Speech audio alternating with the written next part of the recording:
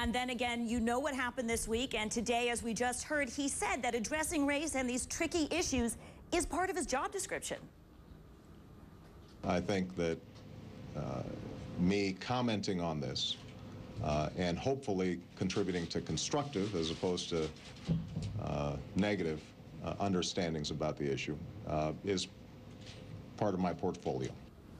So clearly he has stayed away from tackling this issue head-on in these press conferences until now. The question is, what's changed?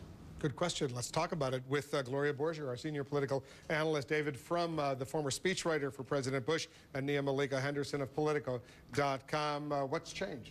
Well, I think you had a specific situation that occurred right before a presidential press conference. From talking to people in the White House, I knew they were expecting this question. I think the president botched it, but I think he thought that he had a bully pulpit and an opportunity to talk about this situation in kind of a teachable moment way. Didn't quite happen that way, but I applaud him for at least trying to answer the question. And as he himself acknowledged, the professor happens to be a personal friend of his. Right, that's what even made it an even bigger mistake than it already was.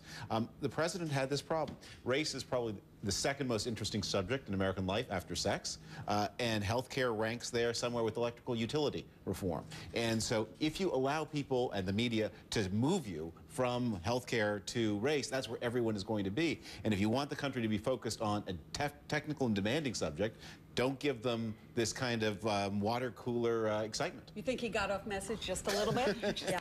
You know, because when he speaks before the NAACP, for example, as he did the other night, obviously he has to address the issue of race, but when he speaks generally, he tries to avoid it, doesn't he, Neil? Yeah, he does. I mean, and you mentioned the NAACP, and he was very forceful in talking about discrimination and some of the racial disparities, and in some ways what he said at this press conference was a continuation of that speech, acknowledging racial profiling. So, I mean, it'll be interesting going forward. I mean, he talked about this being a teachable moment. The question is, what did he learn? Does he revert back to this kind of nuanced discussion of race, or does he speak about it more openly and bluntly? You know, one question I have, remember Bill Clinton always said that he made the most mistakes when he was tired. And I thought President Obama looked a little tired at that press conference, and we're seeing a lot of President Obama. Maybe we need to he needs to cool it a little bit, because maybe this was a mistake he wouldn't have made if he's not out there 24/7. It's an excellent point.